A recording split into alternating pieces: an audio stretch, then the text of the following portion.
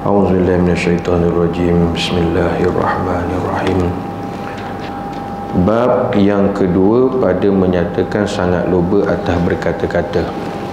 Qala Syekh Musannif rahimahullahu ta'ala wa nafa'ana wa iyyakum bi ulumihi fid darain amin ya rabbal alamin. Bab yang kedua pada menyatakan sangat loba atas berkata-kata. Bab yang kedua membicarakan berkenaan tentang banyak bercakap, suka banyak bercakap. Ketahui olehmu bahawasanya loba yang ini tamak. Loba atas berkata-kata, yang ini banyak bercakap itu kelakuan yang dicela, yang wajib atas kita menjauhkannya. Jadi kata Syekh Musannif rahimahullahu ta'ala, dalam kita bercakap, usahakan untuk kita jangan banyak bercakap, jangan banyak berkata-kata. Kerana terlalu banyak berkata-kata merupakan satu amalan ataupun kelakuan mazmumah, kelakuan yang dicela. Bahkan diminta untuk kita usaha untuk menjauhkannya, iaitu menjauhkan daripada banyak bercakap. Banyak bercakap dia satu perbuatan yang dicela, maka ia adalah satu amalan kelakuan yang sepatutnya untuk kita usaha meninggalkannya ataupun menjauhkannya. Bahkan Nabi SAW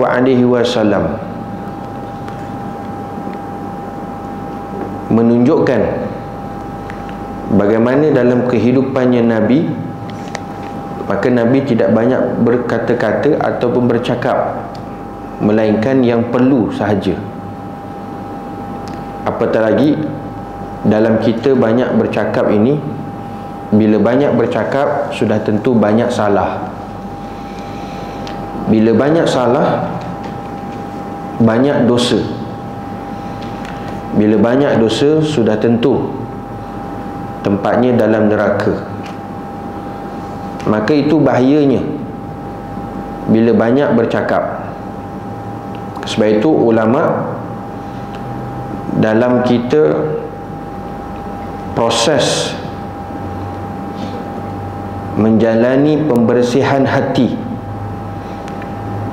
dalam menuju ke hadratillah subhanahu wa ta'ala, untuk sampai kepada Allah Ta'ala, dalam hati nak dibersihkan daripada perkara-perkara yang tercela, maka salah satunya hindari daripada banyak bercakap. Hanya yang penting dan bermanfaat atas diri kita maupun orang lain, maka bolehlah untuk berkata-kata ataupun bercakap. Sehingga kan Nabi SAW memberikan ingatan. Kata Nabi SAW, man kana yu'minuna billahi wal yawmil akhir falyakul khairan aw liyasmut. Barang siapa yang benar-benar beriman dengan Allah wal yaumil akhir, dan beriman dengan hari akhirat, dia atas dunia ni ada keyakinan iman yang mantap dengan Allah dan juga hari akhirat, yang mana semua nanti kita akan dibangkitkan oleh Allah Ta'ala di hari akhirat. Maka orang yang beriman dengan Allah dan hari akhirat ini kelakuan dia adalah falyakul khairah, maka hendaklah dia berkata-kata yang baik, dia bercakap-cakap yang baik, cakap yang mendatangkan faedah untuk diri dia maupun orang yang lain, percakapan-percakapan yang boleh meningkatkan iman dia, amal dia kepada Allah. Maka jika tidak mampu untuk berkata bercakap yang baik, awliyasmut, Nabi kata diam itu lebih baik. Tak mampu untuk berkata bercakap yang baik, maka adalah terlebih baik pada ketika itu adalah diam. Kerana bila dia tidak dapat jaga mulut, dia bercakap yang banyak sehingga kan banyaknya salah, banyaknya dosa, maka terlebih baik sebenarnya diam itu, lebih menyelamatkan diri dia daripada banyaknya salah, banyaknya dosa. Maka ini satu panduan yang ditunjukkan, yang diajarkan oleh baginda Rasulullah sallallahu alaihi wasallam, supaya dalam proses untuk kita membersihkan hati, benar-benar hati kita bersih daripada salah satu daripada kelakuan sifat yang dicela, iaitu banyaknya bercakap. Bukan tak boleh bercakap, boleh. Seperti mana ketawa, senyum, Nabi pun bercakap, Nabi pun senyum, Nabi pun ketawa. Maka biar kita hidup atas dunia ni, usahakan macam mana kita berkata, bercakap seperti mana Nabi SAW berkata pun bercakap. Kita tiru-tiru seperti mana Nabi SAW berkata bercakap. Bila Nabi berkata dan bila Nabi bercakap, bila mana ada keperluan, bila ada perkara yang nak diingatkan, yang boleh mendatangkan manfaat kepada orang ramai. Dan memang kita disarankan oleh Nabi SAW supaya menjadi orang yang bermanfaat dan bagi manfaat kepada orang lain. Kerana sebaik-baik orang, sebaik-baik manusia adalah dia bagi manfaat kepada orang lain. Bukan sebaik-baik orang itu, sebaik-baik manusia orang yang banyak harta, yang banyak uang, yang banyak kebunnya, yang banyak sahamnya, yang besar rumahnya. Tak. Tetapi sebaik-baik manusia, Nabi kata adalah ma yanfa'un nas, dia bagi manfaat kepada manusia yang lain.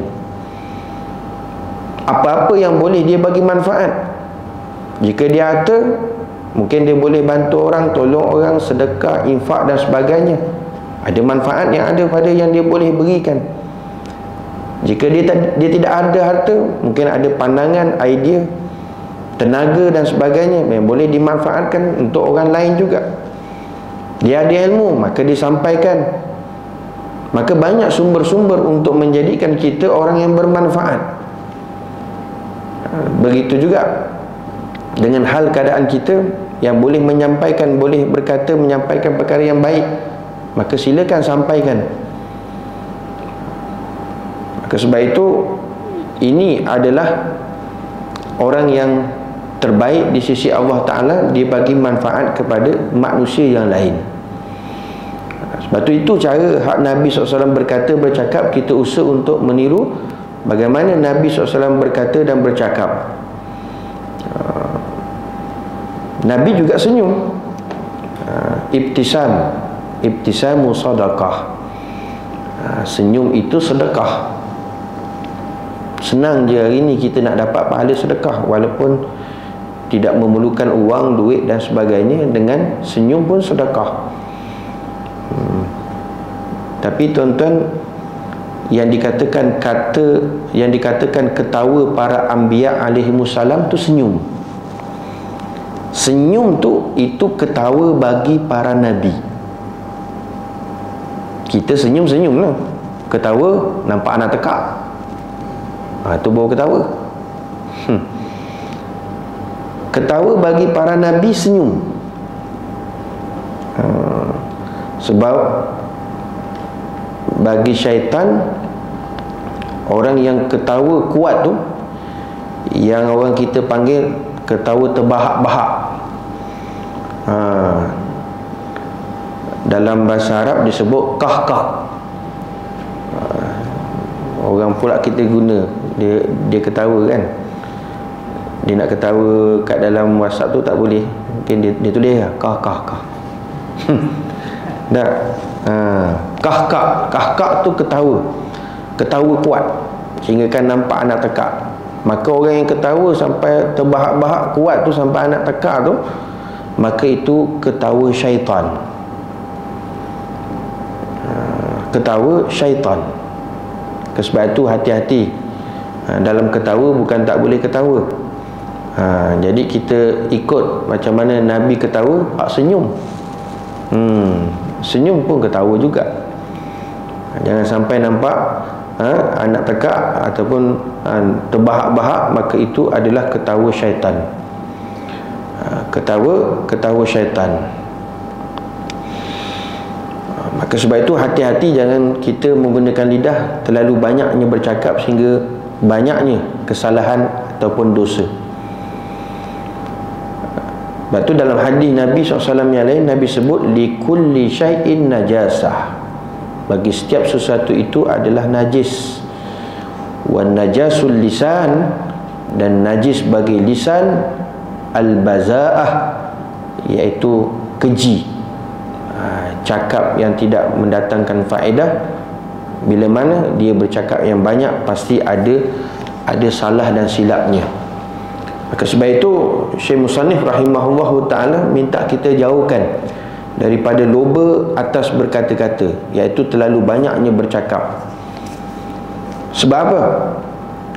Kerana apabila loba, yakni tamak seseorang atas berkata-kata, nescaya keluar daripada orang yang banyak berkata-kata perkataan yang sia-sia. Maka itu dia punya impak dia, kesan dia. Bila banyaknya bercakap, maka pasti tuan-tuan, di sana ada, kalau tak 10 mungkin 5 patah, kalau tak 5 pasti ada 2-3 patah perkataan yang sia-sia. Perkataan yang sia-sia, lagalah. Artinya sia-sia, tidak mendatangkan faedah untuk diri dia maupun orang yang mendengar percakapan dia tersebut. Itu sia-sia lah.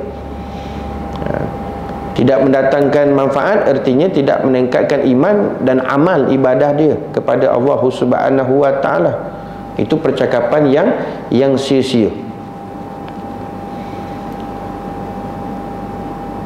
Sebab itu Imam Malik rahimahullahu ta'ala pernah berkata, kullu syai'in yuntafa'u bi fadli illa al-kalam, fa inna fadlah yadurru. Imam Malik kata, likulli syai'in, setiap sesuatu itu, yuntafa'u bi fadli illa al-kalam, segala sesuatu yang berlebih itu baik, illa al-kalam, kecuali terlalu banyaknya bercakap, berlebih-lebihan dalam berbicara. Segala sesuatu, kata Imam Malik, itu kalau hak lebih baik, baguslah tuan-tuan. Kalau benda lebih kan bagus. Orang bungkus nasi, kalau ada lebih lagi bagus. Perkara hak lebih itu bagus. Itu namanya barakah. Illal kalam, kecuali Imam Malik kata dalam percakapan berbicara kalau lebih, itu tak termasuk perkara yang baik, tidak termasuk daripada perkara yang baik. Fa inna fadlah yadurruh. Kerana apa? Kerana bila berlebih-lebihan dalam berbicara ini, dia boleh mendatangkan kemudaratan, iaitu berbahayanya untuk diri dia, bahkan untuk orang lain. Kemudaratan ni lebih banyak bila bercakap banyak, bila berbicara lebih. Itu ulama-ulama, para aulia para wali min aulia illahi subhanahu wa ta'ala. Kalau tuan-tuan perasan, biasanya ulama-ulama ni, para aulia, para salafus salih, dia tak banyak bercakap tuan-tuan. dia tak banyak berbicara. Kalau nak tiru hak Nabi, memang susah lah. Tapi Nabi pun memang tak banyak berbicara. Dan kalau Nabi cakap pun benda yang hak, benda yang betul. Nabi tak cakap ikut hawa nafsu. Artinya apa hak Nabi cakap tu tak sia-sia lah. Wa man yantiqul anil hawa in huwa illa wahyu yuha.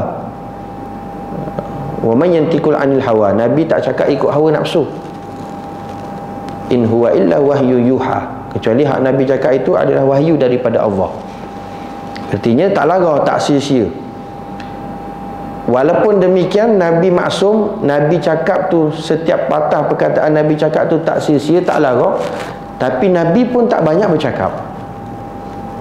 Yang perlu saja. Yang perlu saja. Ada satu orang ulama ni tuan-tuan, memang tak banyak bicara, tak banyak cakap. Sehingga kan kalau kita pergi ziarah dia, kita pun tak tahu nak cakap apa. Tak tahu nak cakap apa. Banyak diam daripada bercakap. Sehingga ulama-ulama mai ziarah, datang rumah ulama ni pun sampaikan satu ketika duduk sekejap saja, lepas tu keluar balik. Bila tanya, Syekh kenapa cepat sangat? Aku tak tahu nak cakap apa. Sebab masih hak diam. Tak banyak berbicara, tak banyak bercakap. Saya dulu masa ngaji pondok, ada seorang guru saya, Tok Guru ni memang diam. Kita tanya sepatah, jawab sepatah. Anak murid tanya sepatah, Tok Guru jawab sepatah. Sekarang tak, Tok Guru tanya sepatah, anak murid jawab 1000 patah. Dia terbalik. Kadang-kadang kita nak segan. Kadang-kadang nak jumpa tu, Tok Guru dah plan dah apa nak tanya, apa nak tanya. Kalau 3 perkara tu hak jawab. Kita reda lah. Memang tak banyak cakap, senyap je. Senyap je tuan-tuan. Ini dalam perjalanan kita, apatah lagi dalam kita mempelajari ilmu tasawuf, dalam proses nak membersihkan hati kita. Sebab bila banyak bercakap itu pasti banyak sia-sia, banyak lara, banyak silap. Maka dia boleh mencemarkan hati kita, boleh merosakkan hati kita. Maka itu akibat bahayanya terlalu loba atas berkata-kata. Dan berkata-kata dengan yang sia-sia itu sebab bagi gelap jantung, iaitu hati.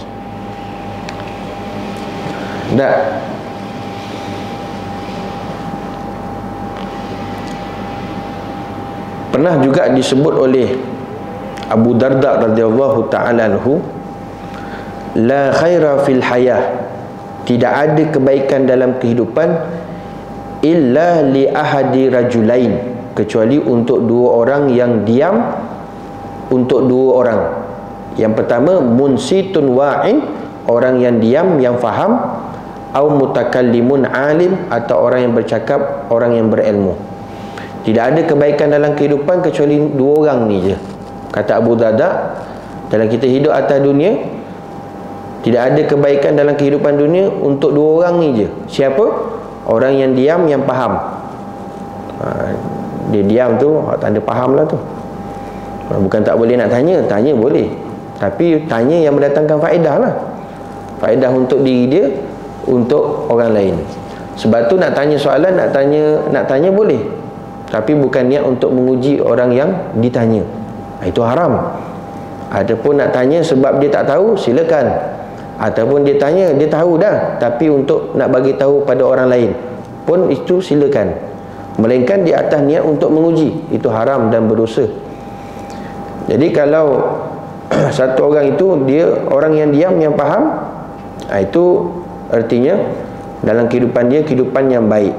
Ataupun mutakallim orang yang bercakap, alim, yang berilmu. Ini 2 orang yang mana diberikan kebaikan dalam kehidupan dia. Maka bila kita loba atas berkata ataupun bercakap, Kerana berkata dengan yang sia-sia itu, iaitu larah, sebab bagi gelap jantung, sebab menjadi asbab kepada hati itu gelap, menyebabkan hati itu gelap. Dalam kitab ni dia tulis jantung, biasanya kita sebut hati. Nama bagi lain bagi hati iaitu jantung, tapi hak lebih tepat sebenarnya jantung, tuan-tuan. Dia di sini, di sebelah dada, sebelah kiri, jantung lah. Jadi kesan daripada hati tu boleh gelap punca daripada banyaknya bercakap. Banyaknya bercakap, sebab kita bukan maksum. Dalam banyak kita bercakap daripada pagi bangun tidur sampai kita nak tidur lagi, pasti ada yang sia-sia, ada yang lara, maka menjadikan sikit demi sikit hati kita gelap. Bahkan banyak berkata-kata itu sebab bagi mati jantung itu. Na'udzubillah. Bahkan lebih berat, lebih parah. Ini nak kena hati-hati. Paling teruk, tuan-tuan, bila kita tak berhati-hati dalam berkata, terlalu banyaknya bercakap, paling dahsyat menyebabkan hati tu boleh jadi mati. Bukan kerah, tapi mati terus. Khatamallahu ala qulubihim. Allah Ta'ala dah khatam dah, cap dah, mati terus dah hati dia. Bila hati mati, segala nasihat pun tidak akan memberikan manfaat untuk dia. Hidayah maupun taufik terhalang untuk dia. Yang hak dia nampak batil, yang batil nampak hak. Itu akibat daripada hati tu mati. Yang baik dia nampak buruk, yang buruk dia nampak baik. Orang putih orang nampak hitam, dia hitam tu nampak putih. Maka ini kesan daripada hati tu mati, punca daripada salah satunya banyaknya berkata-kata ataupun banyaknya bercakap. Nabi SAW pernah bersabda dalam satu hari, Nabi kata, la yastaqim imanul abdi hatta yastaqima qalbuh. Iman seseorang hamba itu tidak akan lurus hingga lurus hatinya. Sehingga kan hati itu bersih, barulah iman kita akan meningkat, iman kita akan sempurna. Wala yastaqim qalbuh, hatinya tidak akan lurus hatta yastaqima lisanu, sehingga lurus lidahnya. Ya, ini betul lidahnya. Wala yadkhulul jannah rajulun la ya'manu jaruhu bawa'iqah. Satu orang tidak akan masuk syurga jika jirannya tidak selamat daripada kata-kata buruknya. Nabi kata, iman ni dia tidak akan sempurna, dia tidak akan lurus sehingga hati ni bersih, hati ni lurus. Hati ni pula dia tidak akan bersih, dia tidak akan lurus sehingga lidah kita lurus, lidah kita betul. Nampak, tuan-tuan? Dia semua terkait. Dia semua terkait, tuan-tuan. Jadi berpunca daripada lidah ataupun banyak berbicara itu, dia memberi kesan kepada hati. Maka bila kesan pada hati, dia akan memberi kesan kepada akidah, dia beri pesan pada iman. Wala yadkhulul jannah, dan Nabi kata tak masuk syurga satu orang itu la ya'manu jaruhu biwa'iqah. Tak akan masuk syurga jika jirannya tidak selamat daripada kata-kata buruknya. Terlalu banyak bercakap menyebabkan dia tak perasan, tuan-tuan, menyebabkan jiran-jirannya terasa terkecil hati, sahabat handai terasa pecah hati, kecil hati. Nampak? Dengan sebab banyaknya berbicara itu, kadang-kadang kita tak perasan, tuan-tuan, menyebabkan orang kecil hati. Apa lagi? Pecah hati. Apa lagi? Sakit hati. Semuanya hati. Jadi sebab tu hati-hati dalam berbicara, sebab boleh menyebabkan kesan kepada orang lain, bukan kepada hanya diri sendiri sahaja.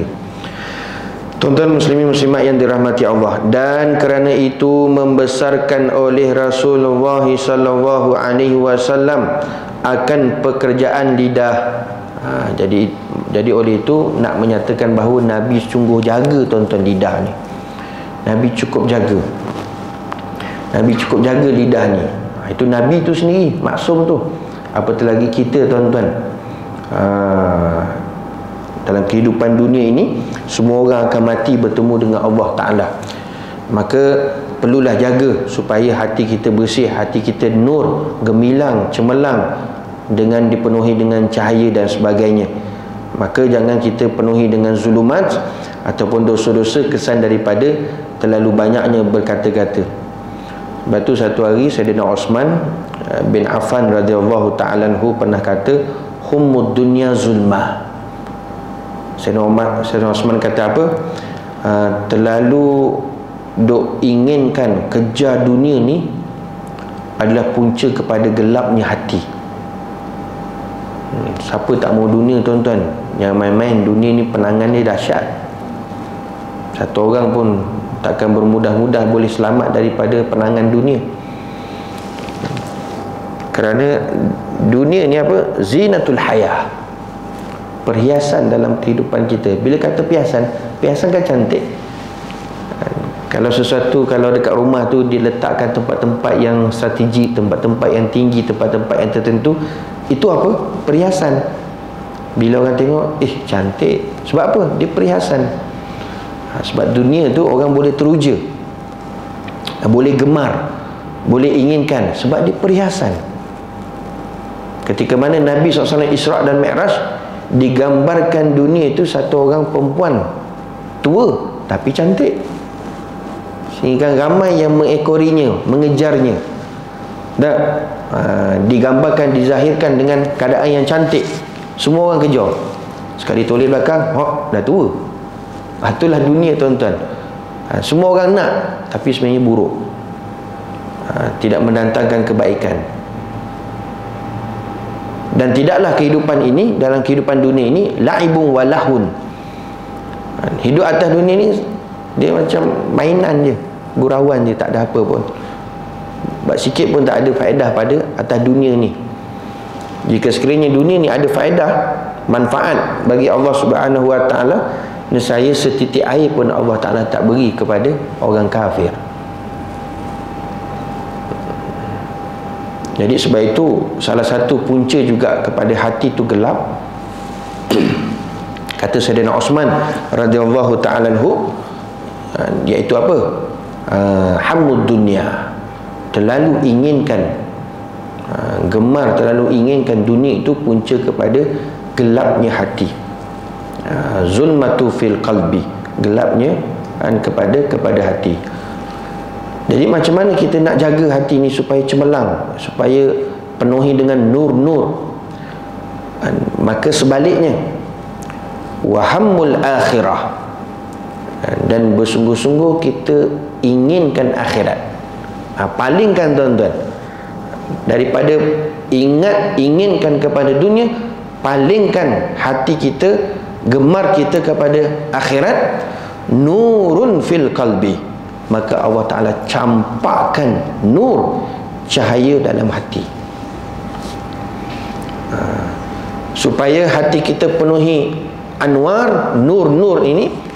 Maka sering palingkan, ingatkan pada akhirat, gemarkan kepada akhirat.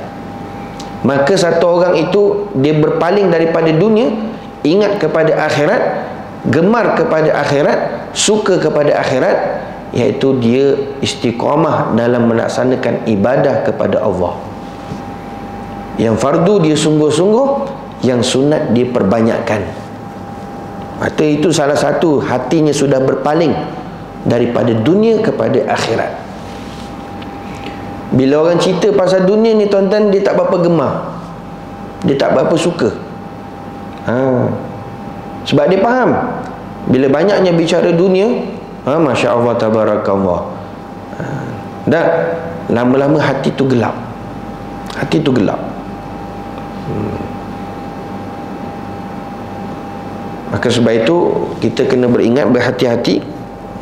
Maka palingkan hati kita kepada akhirat, sering selalu ingat kepada akhirat, maka akan bertambah nur dalam hati kita, dalam jiwa kita. Sebab itu Nabi SAW mengajarkan ada satu doa, tuan-tuan. Nabi ajarkan bila mana satu orang dia nak pergi ke masjid, nak pergi ke surau, dia keluar rumah, kan ada doa nak pergi ke masjid. Allahumma ja'alni nura, ya Allah jadikan aku ni cahaya, fil amam, di depan, wa fil khalf, di belakang. Depan cahaya, belakang cahaya. Fil fauqi nura, atas cahaya. Wa tahti nura, bawah cahaya. Kiri kanan kita cahaya. Disebut dalam kitab fiqh tu. Diminta kita minta cahaya. Sebab tu tuan-tuan, doa ni kalau boleh, kata ulama, jangan kita tinggalkan. Tak dapat bahasa Arab, bahasa Melayu pun tak apa.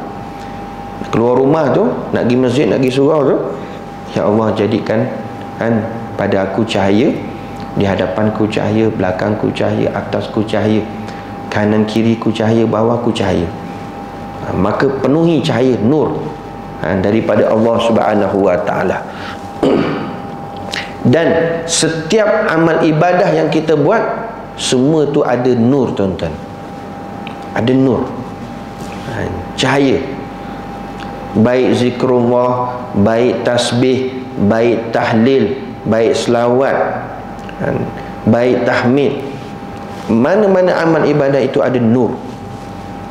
Dan nur yang paling sempurna adalah pada Nabi SAW. Bukan sempurna, bahkan besar, tuan-tuan, nur yang ada pada Nabi SAW. Jadi sebab itu kita usaha untuk memperolehi sebanyak-banyaknya nur, sebanyak-banyaknya nur.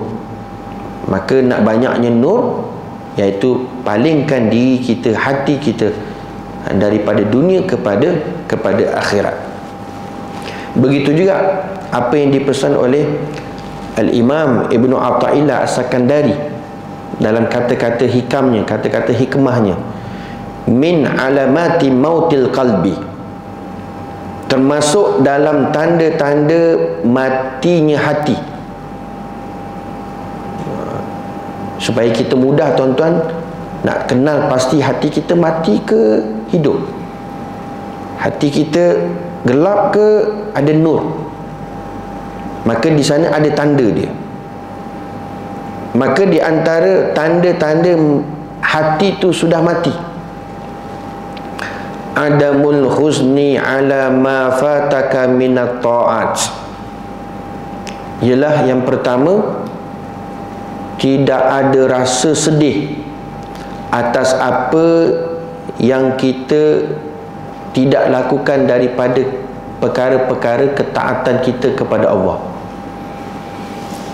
Artinya bila satu orang itu dia meninggalkan ketaatan kepada Allah, dia meninggalkan ibadah kepada Allah, dia meninggalkan solat, dia meninggalkan sedekah, dia meninggalkan baca Quran, dia meninggalkan tasbih, dia meninggalkan zikrullah, dia meninggalkan menuntut ilmu, dan dia meninggalkan segala ketaatan itu, tak ada rasa sedih pun di hati,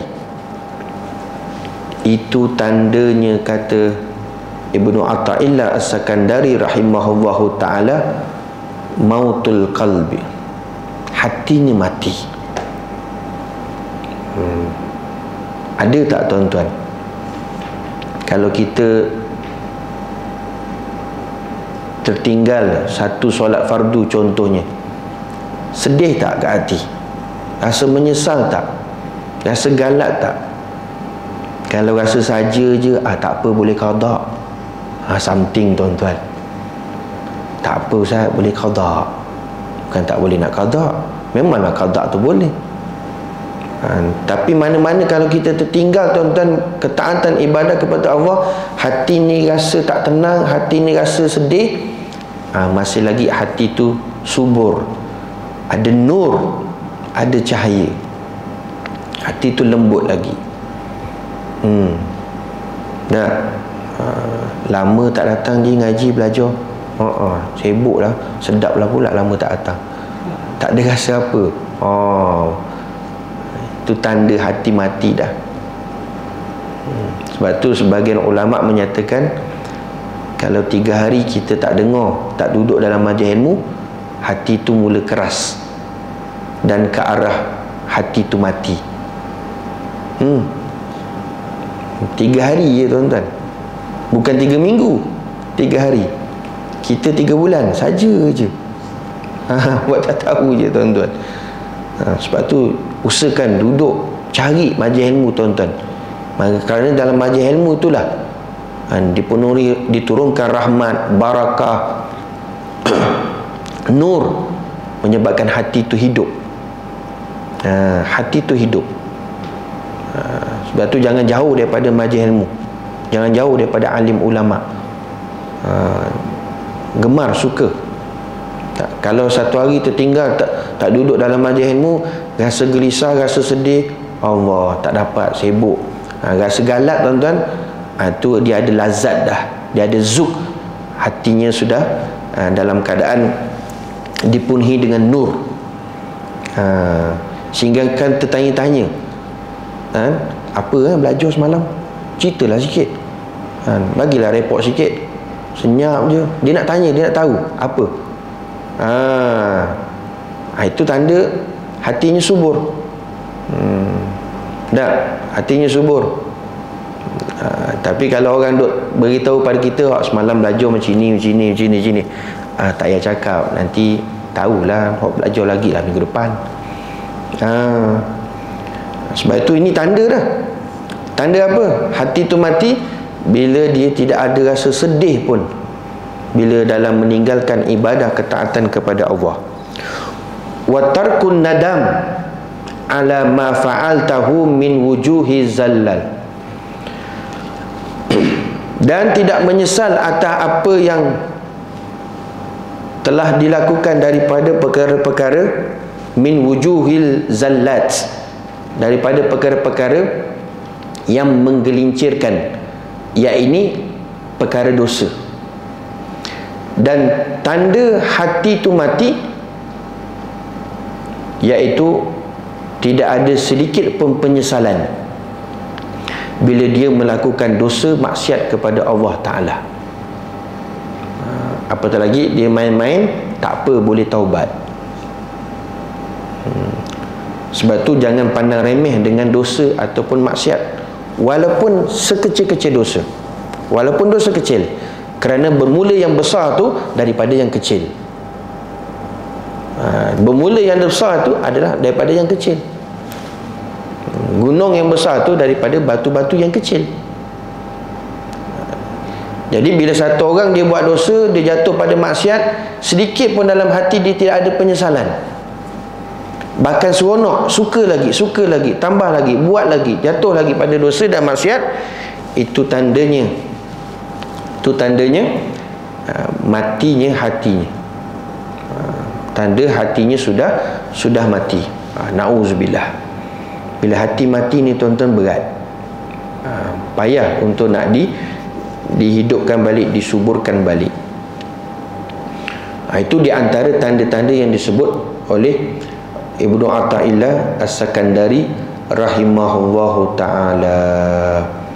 Ada juga dalam kata-kata hikmahnya yang lain juga disebut oleh Ibnu Athaillah As-Sakandari rahimahullahu ta'ala, min alamati mautil qalbi, antara tanda-tanda matinya hati, al-unus ma'al khalqi, adalah berasa senang ketika bersama makhluk. Dia kalau sama-sama makhluk, sama-sama orang, dia rasa tenang, tenteram je. Lagi bersama orang yang banyak duit, orang kaya, rasa selesa. Kawan-kawan yang ada duit selalu duk belanja dia, tenang je. Kalau duk rasa selesa, senang je tuan-tuan bersama makhluk, itu salah satu daripada tanda hatinya mati. Wal wahsyatu fil khalwah ma'allah, gelisah ketika menyendiri bersama Allah. Dia rasa sonok bila banyak bergaul, banyak bercakap, banyak berkawan apa dengan orang semua, dia rasa sonok, dia rasa tenang. Padahal ulama-ulama dulu tuan-tuan, wali min auliyaillah subhanahu wa ta'ala, kalau boleh tak nak jumpa orang. Kalau boleh tak nak jumpa orang. Sebab dengan makhluk ni pasti banyak salahnya, banyak silapnya. Banyak salahnya, banyak silapnya. Sebab tu disebut dalam manakib Allahumma salli ala sayyidina Muhammad, Habib Ali bin Ja'far al-Idrus, bila ditanya kenapa Habib pilih banyak-banyak tempat, pilih Batu Pahat tempat tinggalnya, sebab apa dia jawab? Masturun, kerana di situ ramai orang tak kenal dia. Dia tak nak ramai orang tahu dia bercampur dengan makhluk yang lain. Dia rasa gelisah. Mastur ni tertutup, tak suka dikenali, tak suka di masyhur. Kita terbalik, suka masyhur, sikit-sikit selfie. Allahumma salli ala sayyidina Muhammad. Kata masyayikh guru kami di negara Arab, dia kata apa, aku heran orang Melayu ni memang suka bergambar memang suka bergambar. Bukan tak boleh nak bergambar, silakanlah, tapi jangan ada niat untuk masyhur. Jauhkan daripada untuk kemasyhuran. Sebab tu bila ditanya Habib Ali rahimahullahu ta'ala kenapa pilih Batu Pahat dalam banyak-banyak tempat ni, kerana mastur, tertutup, dia tak nak mahu orang tahu. Nampak? Tapi bila pun begitu, Allah Ta'ala tengok, meninggikan darjatnya, memberikan kemuliaan kemasyhurannya. Tetap macam mana pun manusia dia tahu. Dia tahu. Siapa yang tahu je lah. Tapi yang dekat pun ramai tak tahu. Sebab apa? Dia tak mahu banyaknya bersama dengan makhluk. Itu tanda hatinya, Masya Allah, Tabarakallah, hatinya penuh dengan anwar, penuh dengan nur-nur, cahaya. Tapi kalau tanda hati tu mati, dia seronok bersama-sama dengan makhluk, dan gelisah bila menyendiri berkhalwat dengan Allah Ta'ala. Seorang-seorang duduk nak berzikir kan, baca Quran ataupun solat, tak berlama-lama sikit iktikaf dekat masjid, dia gelisah. Gelisah. Tak, duduk dekat warung tu menyembang tu 2 jam setengah boleh, tapi duduk dalam kuliah tak sampai 1 jam, kejap-kejap tengok jam, bila ustaz ni nak habis, nak kat pukul 10 dah ni. Dia dah tak tengok dah muka ustaz, dia tengok muka jam. Lagi parah lagi tuan-tuan, dia tengok muka pintu. Dia tengok muka pintu dah. Sebab tu tuan-tuan, kata ulama, kita usahakan jadikan seperti mana ikan senang dan selesa duduk dalam air, dan gelisah bila mana berada di luar daripada air. Maka kalau kita dapat seperti mana ikan, itu tanda hatinya subur, hatinya hidup. Iaitu bila mana kita suka gemar duduk dalam majlis zikrullah, suka lama duduk dalam majlis ilmu, suka lama duduk dalam iktikaf dalam masjid, tak suka berlama-lama dekat luar. Itulah seperti mana ikan, dia selesa tenang duduk dalam air. Bila luar daripada air, maka dia gelisah. Bahkan bila lama-lama luar daripada air, boleh menyebabkan dia itu mati. Begitulah tuan-tuan penanda aras dia. Kita rasa tenang, tak suka, tak seronok duduk dalam majlis ilmu lama-lama, duduk dalam rumah Allah SWT lama-lama. Kalau rasa tenang, selesa, alhamdulillah lah tu. Kalau tak, lebih teruk daripada ikan lah. Tak. Sebab tu itu penanda arah cukup dah. Lagi tuan-tuan, kalau kita semayang tu, lepas semayang sunat, ramai dah balik apa semua, dia tengok orang kiri kanan dah tak ada dah. Dia tengok kosong, mana boleh bertahan ni. Niat nak baca Quran tadi, tengok dah tak ada orang, baliklah. Tinggal seorang-seorang. Tak. Apatah lagi nak zikir, duduk seorang-seorang zikir. Sebab tu bila dia gelisah dalam bila mana menyendiri ataupun dalam duduk majlis ilmu, dalam zikrullah, dalam majlis-majlis selawat atas Nabi SAW dalam rumah Allah Ta'ala dirasa gelisah, tak boleh lama. Itu ada something tuan-tuan, pada hatinya. Bahkan kata Ibnu Athaillah rahimahullahu ta'ala, waftiqadu halawati zikri maksum, dan tanda hati tu mati lagi, iaitu dia tidak rasa manis lazat dalam zikir. Dalam zikir, dalam tahmid, alhamdulillah, alhamdulillah, alhamdulillah, dia tak dapat rasa manisnya zikir. Dalam tasbih, subhanallah, subhanallah, subhanallah, subhanallah, dia tak dapat manisnya dalam menyebut tasbih tersebut. Dalam tahlil, la ilaha illallah, la ilaha illallah, dia tak dapat manis. Kalau tahlil tu agak-agak imam janganlah bawa 100 tahlil la ilaha illallah, 40 cukup lah mam. Dia tak dapat manis. Dia tak dapat manis. Lepas tu tuan-tuan, dalam zikir ni, kalau boleh kita hadirkan juga pada hati apa yang kita zikirkan tersebut. Kita hadirkan dalam hati. Tasbih, subhanallah, subhanallah, subhanallah, maha suci Allah. Kita mentanzihkan, menyucikan Allah Ta'ala daripada perkara-perkara yang tidak selayaknya bagi Allah Ta'ala. Kita hadirkan dalam hati tu. Tahmid, alhamdulillah, alhamdulillah. Kita bayangkan nikmat Allah Ta'ala bagi kita cukup banyak. Satu demi satu nikmat tersebut, baru datang zuk, lazat tu. Tahlil begitu juga, la ilaha illallah, hadirkan dalam hati, la ma'bud illallah, tiada yang disembah melainkan Allah. La ilaha illallah, tiada yang disembah melainkan Allah. Baru dia rasa zuk tuan-tuan. Datangnya manis. Kalau tak, dia tawar, dia lazat. Tak, nampak ria bukan main. Mula la ilaha illallah, masuk 10 dia naik gigi 2. La ilaha illallah, la ilaha illallah, masuk gigi 4 tu, rupanya tak sabar nak makan. Kosong tuan-tuan, kosong, tak ada apa.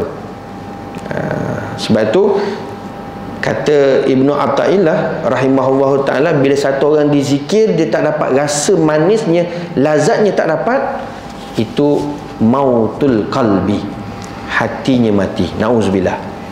Mudah-mudahan tanda-tanda tersebut memberikan kita pedoman tuan-tuan, supaya kita berhati-hati jangan sampai hati kita mati. Jangan sampai hati kita mati. Tuan-tuan muslimin muslimat yang dirahmati Allah. Maka bersabda ia Nabi SAW, wa hal yakubbun nasa ala wujuhihim aw manakhirihim illa hasaidu alsinatihim.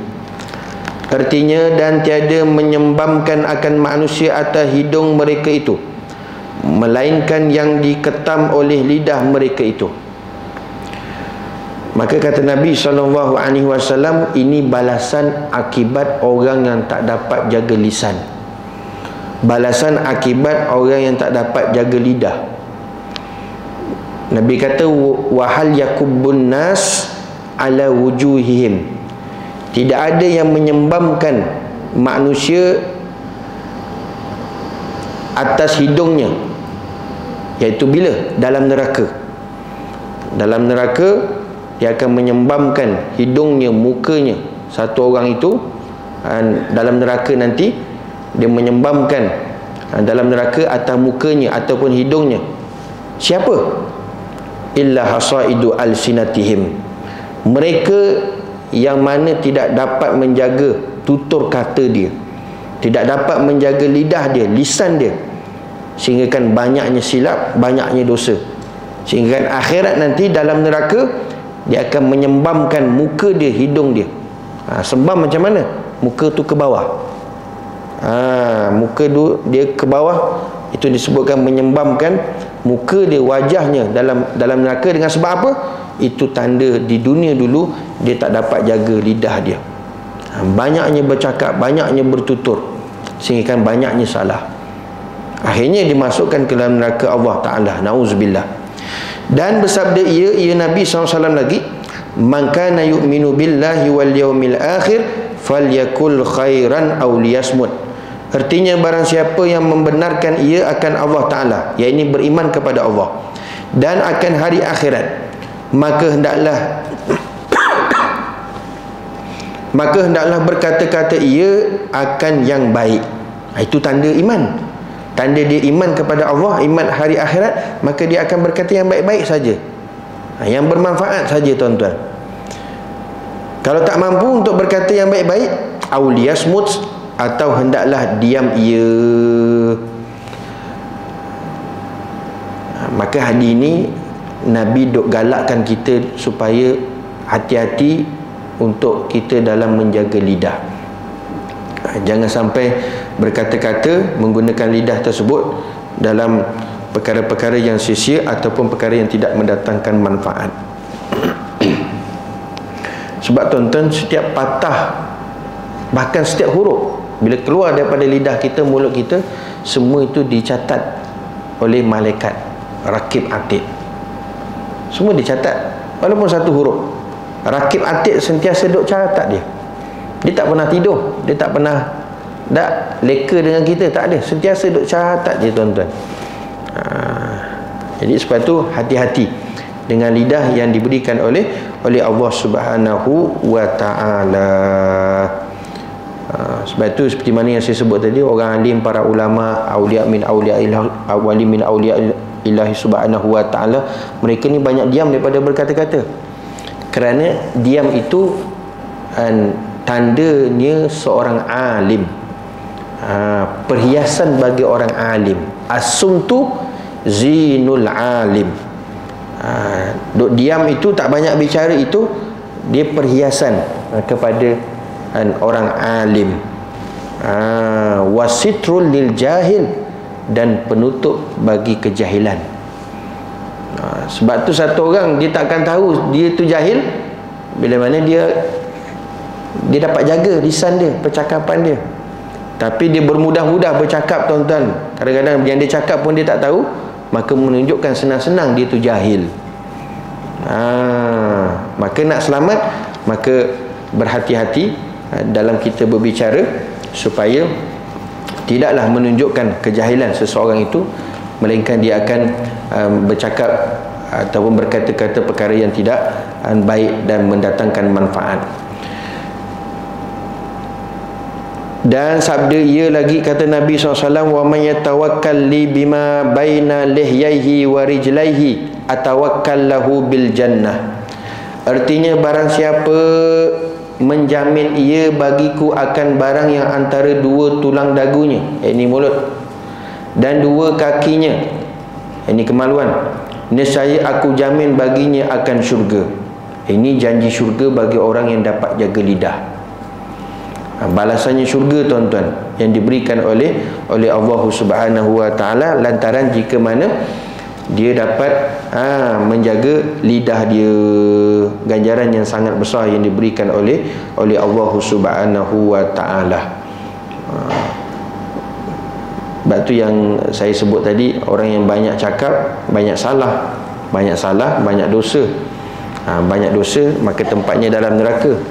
Itu kata-kata Sayyidina Umar, kata-kata Sayyidina Ibnu Umar radhiyallahu ta'ala anhu, yang mana daripada Sayyidina Umar tersebut, dia kata itulah yang disabdakan oleh Rasulullah SAW. Dia sendiri dengar, daripada Nabi SAW. Nabi kata apa? Man kasura kalamu kasura saktu. Siapa yang banyak cakap pasti banyak salah. Wa man kasura saktu, siapa yang banyak salahnya, kasurat zunubuh, maka pasti banyak dosanya. Wa man kasurat zunubuh, dan orang yang banyak dosanya, tak lain dan tak bukan, fannaru aulabih, maka api neraka itu lebih layak untuknya. Na'udzubillah. Dan dikendaki dengan barang yang antara dua tulang dagunya, itu lidah. Itu maksud Nabi SAW, baina lihyaihi, di antara dua tulang dagu tu lidah lah. Nabi kata, nampak, awak jaga ni. Kalau tak jaga, maka tempat dalam neraka. Tapi kalau kamu jaga, janji Allah Subhanahu wa taala adalah tempatnya baginya dalam syurga. Dan dikendaki dengan barang yang antara dua kakinya, iaitu faraj, iaitu kemaluan. Dan Nabi juga kata, Nabi beri ingatan, wa rijlaihi, yang dua kakinya, ini kemaluan. Ini jaga juga. Kerana apa, tuan-tuan? Dua anggota inilah sebab ramai orang masuk neraka. Na'udzubillah. Dua anggota inilah penyebab ramai orang masuk neraka. Dua anggota tu apa dia? Mulut dan kemaluan. Ditanya akan Rasulullah sallallahu alaihi wasallam, daripada yang lebih banyak barang yang masukkan ia ke dalam neraka. Satu orang tanya pada Nabi SAW, ya Rasulullah, apa sebab ataupun apa yang telah dibuat menyebabkan dia itu masuk neraka? Maka bersabda ya Nabi SAW,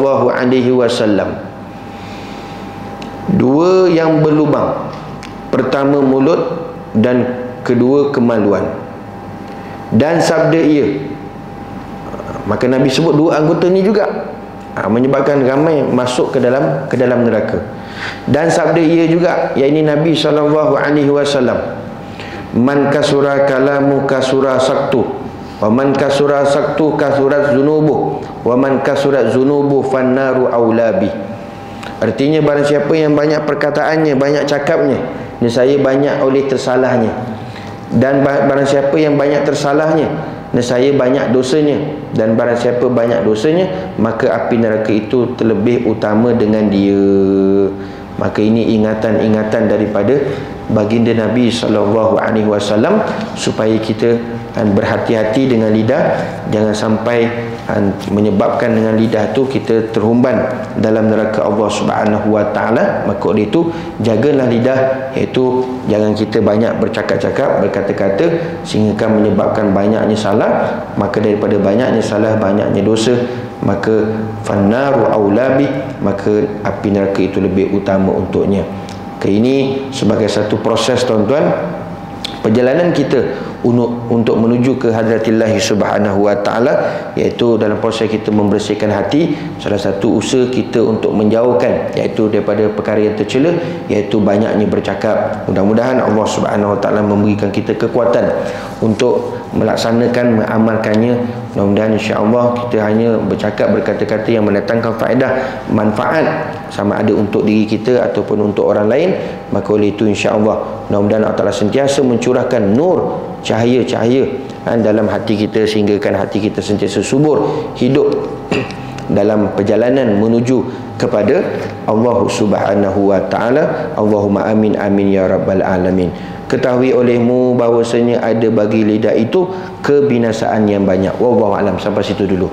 Yang akan datang ni pengarang nak cerita tentang apa menyebabkan ataupun kebinasaan lidah.